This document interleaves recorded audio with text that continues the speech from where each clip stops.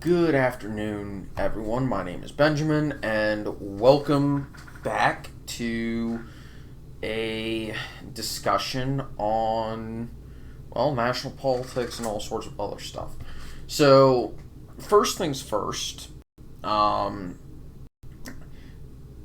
a little bit of news has happened since I last was able to record, but basically, because I took last weekend off to play in a chess tournament, which I didn't do as well as I probably should have, but I did very well, so I'm not going to complain too much. Um, I did have to work on Wednesday and Thursday this week, which are usually my days off and the days I record. Um, but I'm gonna probably be maybe starting a new series that I'll do on the weekends because I get off at a reasonable time on the weekends, so it's not too hard for me to record something when I get home after I eat, obviously. um, but tonight, I wanted to discuss some things. First off, New York's congressional map, the ones that the Democrats basically went over the top of the um, redistricting commission on the Democrats, their map got invalidated by the New York Court of Appeals, which is the highest level court in the state of New York. And they appointed a special master to redistrict. Or they deferred it to a lower level court. I think they deferred to the Steuben County court to appoint a special master, which is actually probably going to work out better for the GOP than the map that I've drawn here, where I tried to avoid districting based purely off of party lines and all that stuff. I outside of a few districts in New York City, I ignore partisanship completely. And the only reason why is because I couldn't remember which parts of Staten Island historically got, or which parts of, I want to say Bronx or Brooklyn, which part of, which other part of New York City typically got attached to Staten Island.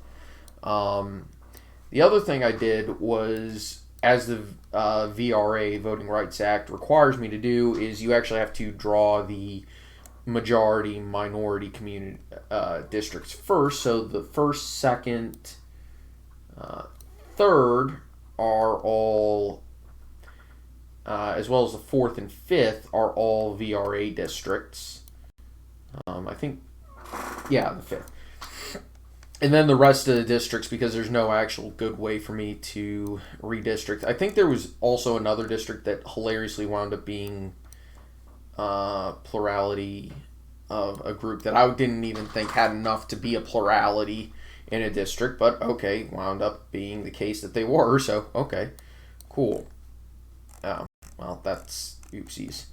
Yeah, I just, it was a quick and dirty map to showcase it. So that's actually one of the reasons why the seventh district here is a little bit funky shaped.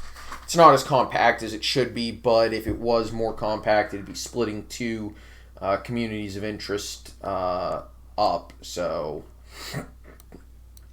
not good. Also, kind of explains some of the other funky shaped districts, like the 16th here. But yeah, so all of this district, the six would probably be pretty heavily Republican, but the rest would all be pretty competitive, from what I could tell. Which is probably the way it should be, because other than, like I said, the VRA districts, these are all, and the seventh, these are all relatively compact and make a lot of sense in my mind. There's definitely some fiddling around that you could do in order to make sure that they make a little bit more sense to the local area. But these are all going to be relatively competitive to some extent, including these two districts. And then you start moving upstate, and Albany gets its own district that's centered on it. Hudson River Valley here. And then you get true upstate, the 21st. I wanted to split as few counties as possible once I got upstate, or split them as few times as possible. So that's why this district exists like it does, is because that's actually an entire county. Kind of does that ridiculous thing. So yeah. And then yeah. So the reason why I've also chosen the data set I have to showcase this is because this is most recent presidential election. And actually, I genuinely think that the composite data skews way too far to the Democrats, because I don't think the Senate maps accurately reflect the partisan preferences of New York at the federal level. And I don't think the gubernatorial maps do that either, because Cuomo is clearly hated outside of the New York City area because he lost Albany. If a Democrat's losing Albany, there's something wrong. They're either losing the election or they only care about New York City. I mean, even Rochester and Buffalo were competitive. That should tell you something. Attorney General is kind of a little bit different, but yeah. Then you go to the presidential election in 2016 and shows you that the Republicans really could be competitive. 25, 26, 21, 20. So that's 1, 2, 3, 4, 5, 6, 7, 8, 9 districts with the potential for 10 and 11. And then, of course, you go to senator, and, well, okay, in 2016, and yeah. That's why I think that the data is slightly skewed. If you blend 2012 and 2016, a little bit different. If you blend 2016 and 2020, this is not an unreasonable map. I mean, you've got 4 pretty competitive districts, 3 really competitive districts in downstate, 4 competitive ones, and then you've got, the upstate districts, which are, I wish they would include the congressional, results, but they can't, so, yeah, this is probably the data set that I would personally choose, so. Anyway, I'm going to leave this up here while I discuss the other big news, which was that I don't really like to hype up single polls, because I don't think a single poll is going to tell you the picture of what's going on in an election. But Marist, the pollster, who I believe works for NPR, or at least they do polling for NPR, they released a national poll, which top line result isn't interesting at all. It looks pretty standard. It was the Republican Party up by about 3%, which, like I said, that's nothing surprising in a midterm year that the Republicans should probably be favored in. And considering that after redistricting, the GOP is probably going to, the median seat in Congress is probably going to be an R+5 district, which, that's to be expected right now. Again, it wouldn't look too surprising to say that the Republicans are probably going to have a good year. But, as always, I don't really pay too much attention to top-line results. I look at the crosstabs, because top-line results are weighted. So they'll get their sample, but the sample is almost never really going to match up to what the expected electorate is going to be. So they will weigh to get the results closer to what they expect. the midterm breakdown by demographic or by partisanship or whatever is going to wind up being. And this is where things got really interesting. And if other polls reflect this, which I'm going to be keeping an eye out, I may have to revise my midterm forecast.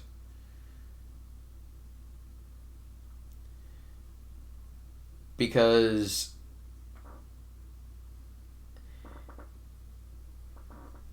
if other polls validate what the crosstabs in this mayor's poll are saying, the Democrats could really be in for a beating they haven't seen since the 80s. It would make 2010 look competitive. It'd make 2014 look competitive. Because, number one, now, again, there's also grains of salt that we have to take here. Because once you get to the demographic breakdowns, the margin of error in those is going to be a lot greater. Okay, so there's multiple grains of salt that we need to take with this. Number one, it's just one poll. Number two, margin of error in the crosstabs is going to be increased over the overall margin of error. And number three, it's just one poll.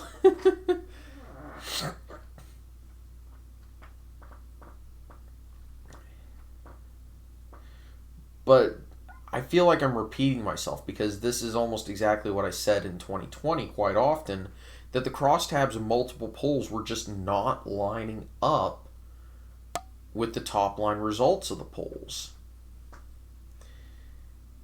So let's start with the first thing that caught my eye was the African American breakdown. So of the African Americans sampled in the poll, 20% said they would vote for the Republican candidate.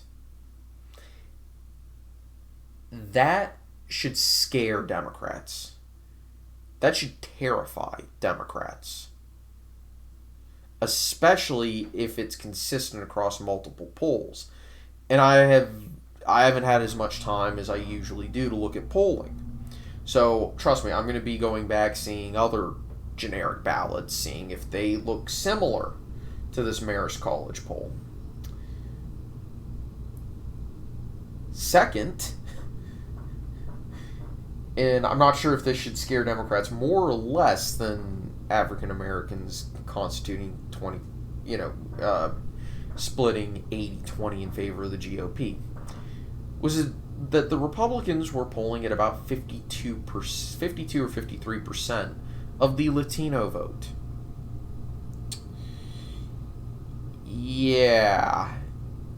And the Democrats were only at 39%. So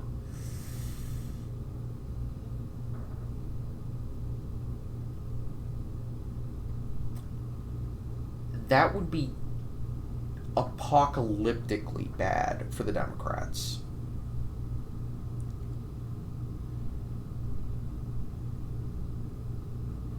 Because if that's true,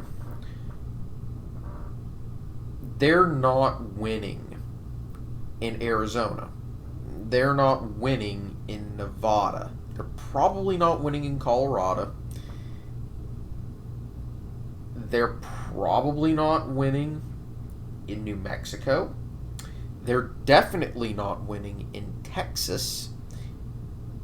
Hell, California could be called into question at that rate.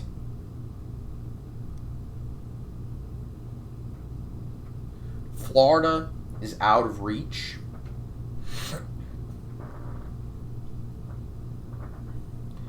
Oregon, competitive. Washington, competitive. Like I said, that would be bad for the Democrats. Like, I'm not sure I can stress how bad those two figures combined would be. On my way home from work today, I did some quick math and figured if both groups constitute around 15% of the electorate individually, and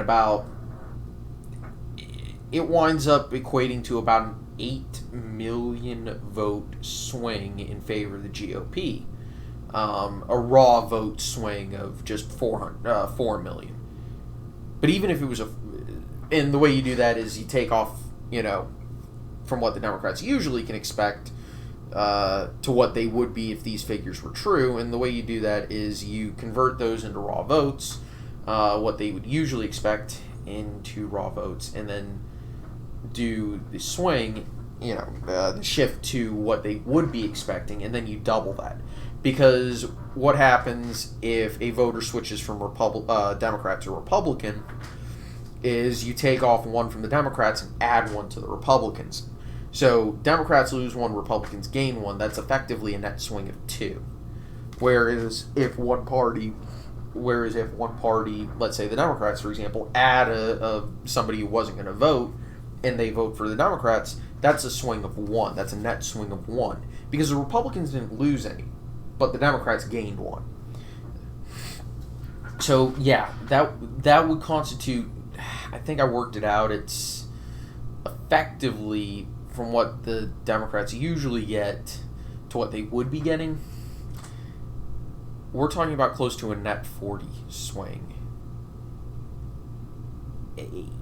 For the because the Democrats would be going from about 60% to 40%, Republicans would be going from about 30% to 50%. So yeah, a net 40 swing.